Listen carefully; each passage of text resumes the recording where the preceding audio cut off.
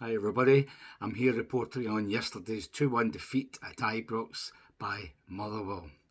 And to say we are disappointed is obviously a euphemism. As we all left the stadium, most fans would be feeling what? Disappointed, frustrated, angry, annoyed. You pick the adjective and it applies probably to most of the fans who left. I was just the same as everybody else. Having had almost 24 hours to take it all in and having watched the entire game again on Rangers TV, I've now calmed down a bit. I'm not so despondent. I can see the positives in yesterday. And having seen it all again, it wasn't as bad a performance as people felt at the time. I think the tension and the disappointment as the game's progressing just makes you feel everything's worse than it actually is. So I would recommend everybody who's a Rangers fan and who was there to just watch it again on Rangers TV, and you might feel slightly better about the whole proceedings. To say that Motherwell were jammy speaks for itself because we had 31 attempts at goal, 11 on target, and only one went in the net, and that was the penalty. The rest, either the goalkeeper was doing great saves, we were missing the target, or the defenders, as usual, were throwing themselves in front of the ball, blocking shots, tackling as if their life depended on it, all the usual stuff that you get from the wee Diddy teams. Having said that, Motherwell played well defensively and as a team. They got stuck in, they fouled when they had to, they wasted time, especially the goalkeeper. They stole yards at throw ins, all courtesy of the referee, of course, who did nothing about any of this. But they were well organised. They actually tried to play a bit of football when they did get forward. They had a threat in the big centre forward, Big Bear. He caused Golson and Suter, to a lesser extent, all sorts of problems when the ball was put up to him to run at us. So they had an out ball in the Big Bear. But apart from that, we should still have won. It was just ridiculous that we got, 98 minutes and the only goal we could score was from a penalty.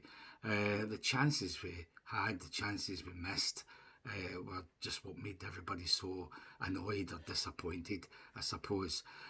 If I can sum up the actual players before I get to any of the detail, the best player from my point of view, in fact, he was awarded man of the match, was Ridvan Yilmaz. He was easily our best player going forward, putting in some great crosses with his left foot. He had about 3 shots at goal. I think they were all on target, and the final one we thought was going to be the equaliser near the end, but the goalie did a fantastic save. So he well deserved his man of the match. I would say Lundstrom is probably the next best. The rest were all average or slightly below par. Tavernier, for instance, had a poor game. Passing was bad, and when he stepped up to take the penalty, I almost expected him to miss it because he'd had such a bad game up till that point. But give him his due, he did lash it into the top of the net, so that was a good equaliser for us with plenty of time to get the winner. So everybody else was just average, or in case of Raskin, anonymous. No wonder he was hooked at half time. I don't know why he started the game, but he was anonymous, and when he did get the ball, he didn't do anything with it really, so he was a waste of space. And Drossers was Drossers. All these guys who've been coming around to him thinking, it could be a player actually, he could be a 20 odd goal season striker. He's a dud. That's why I call him Drossers. I've been calling him Drossers for 6 months, and that's what he showed us again yesterday. When you need a goal, he's not going to get you. He hardly did a thing right the whole game. In fact, when we were 1-0 down, Yilmaz put in a great cross. This is in the first half, and he should have headed it in the net, and he actually headed it the way he was facing, and unfortunately for us, he was facing the corner of the Broomloan stand where the Union Bears were, so it went over that direction, yards and yards wide of the left-hand post, so a pathetic effort at a header, but that's what I'd expect from him anyhow. After that, Silva on for as a sub for McCausland. He drifted behind a couple of defenders to a long chip into the box from Golson, and he should have buried it. He's only about 6 yards out, and he kind of side-footed it straight to the goalkeeper, which that was another sitter. So at half-time we went in 1-0 down, and at that point really we should have been 2-1 up, maybe even 3-1 up. From the various pieces of action that had happened, where their goal, which came in 8 minutes, it wasn't a shock in the sense of Motherwell actually started well. Give them credit, give the manager credit. They were on the front foot from the beginning. They had us practically penned into our own half for the first 5-6 minutes. So it wasn't one of these goals against the run of play and that outrages you. You could almost say it was coming. Not that they'd made any chances, but they had the possession. They were looking good going forward. They had us penned in. We were just booting out of our own half to nobody. So it wasn't an incredible shock when they did score. The way they scored was a shock because it was just a ball up the right wing, and Suter came running across to tackle the guy. And all he had to do was boot it away. He was there first, but he missed the ball, slid, ended up on the deck. The guy's now got possession. He runs forward. He puts a nice ball across the box. And the Motherwell guy who actually scores, Bear, he has 4 Rangers defenders within, a couple of yards of him, but he's still got a free shot just to sweep it into the net.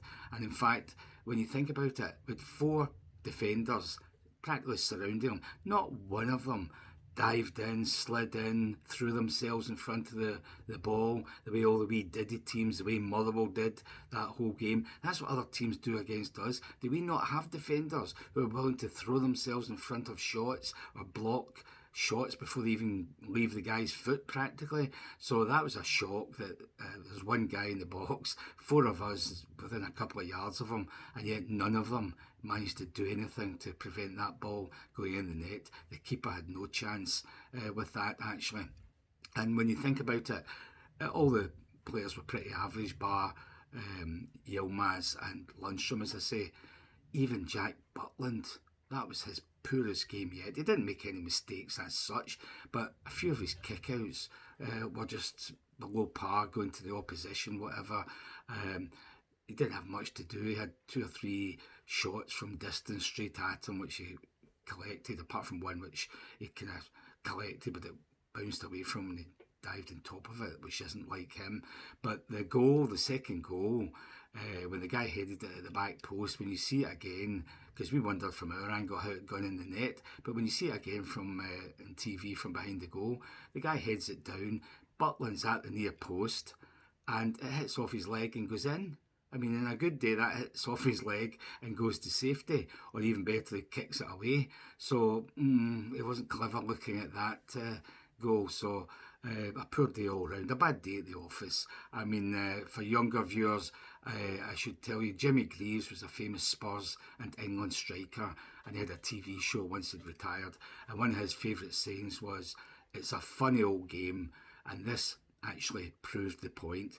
You could say it was a bad day at the office, it was a funny old game, we were robbed, all these things. I resorted to my usual when I'm driving home from the match, first time since Clement's been here, saying to myself, it's only a game, what does it matter? It's only a game, there'll be other games ahead of us. So it was that kind of day, and maybe personified by the fact that even the great Jack Butland didn't look his usual self.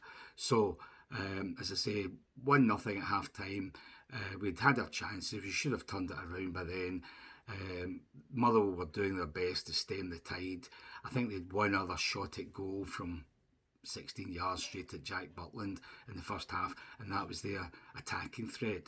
So most of us were confident that we'd turn it around in the second half if we just kept playing like this, because we were passing it about nicely enough and people were running into space. Not there was much space once you got near their box, because they always had 9 men in and around the penalty area, and only Big Bear was left upfield for the out ball so that he could cause a bit of havoc if they could manage to boot it up to him. So we weren't despondent at half time, I would have said.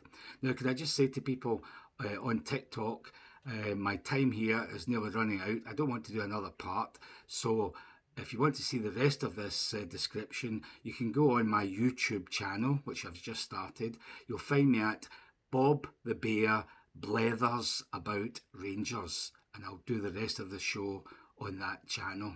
So have a look at that if I run out of time here. Anyhow, to go into the rest of it, second half starts. Oh, by the way, I should say, young McCausland, he had to go off after 20 minutes, making him the fourth winger we've lost to injury since Sima disappeared in January. And I just heard today that Cortez, who was looking really good, he's going to have an operation, so I think we can count him out for the rest of the season. Matondo's injured. Don't know when he'll be back. Sima might be back in a month, who knows. But McCausland's out because the guy Casey, who actually scored the winning goal, it was a 50-50 ball, maybe more in his favour, and he got the ball first, but he just followed through. It was a really kind of wild lunge through, catches McCausland, he lies there in agony, no foul or anything, no check by VAR, and obviously no yellow card or anything, and he has to get treatment and then be helped off the park, up the tunnel.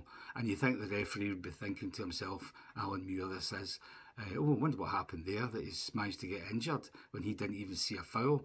So while I'm on the subject, Alan Muir, absolutely useless referee. The number of mistakes he made, in fact 3 times in the second half, they caused dangerous situations near our goal because of the referee, because we had possession, we got fouled, 3 different players were fouled by different points, and he just played on, and from that position they burst forward and almost scored in one case, and another 2 cases it was too good defending to stop them actually creating danger, and that was all down to the referee just waving play on when it was an obvious foul against Motherwell. So shocking refereeing, even simple things like the Drosser's goal that was chalked off for offside.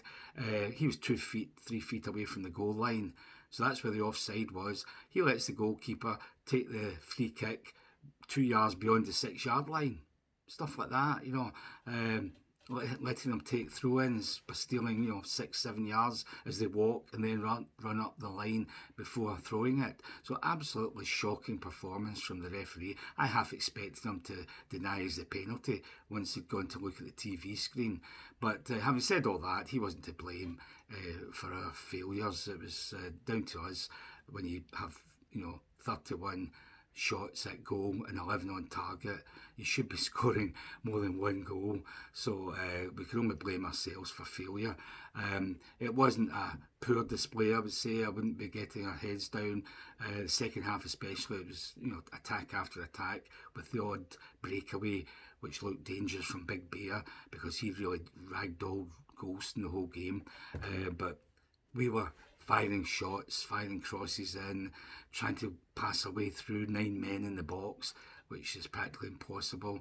But even then, there was one point where Lundstrom had a shot on the 18-yard line. The goalie did a great save, parried it out, went straight to Yilmaz, bounced up, he volleyed it, but he managed to keep it down, and the goalie had managed to get up and then tip the ball over the bar. We really thought that was the equaliser at that point. That was about the 88th minute, and even in the added on time, Golston missed an absolute sitter with his header when he was unattended on the 6-yard line, about 7 yards out.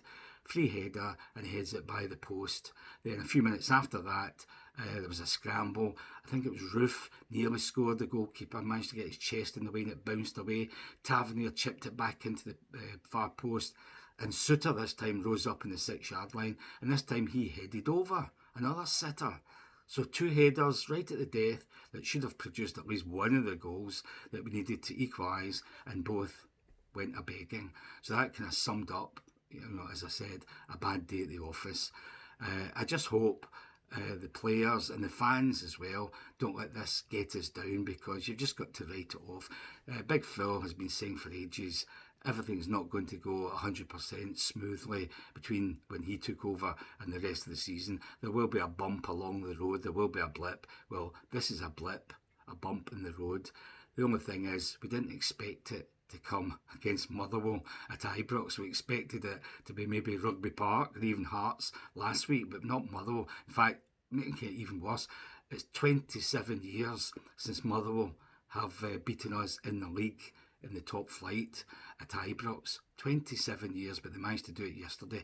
They must have been walking away from the dressing room to their bus thinking, how did we manage to come out of here with a win after the way we defended, and they had 11 efforts on goal and 31 at goal. They must be going away just blessing themselves, because there was no way we should only have scored one goal in that game, but that's how it goes sometimes, as Jimmy Greaves used to say.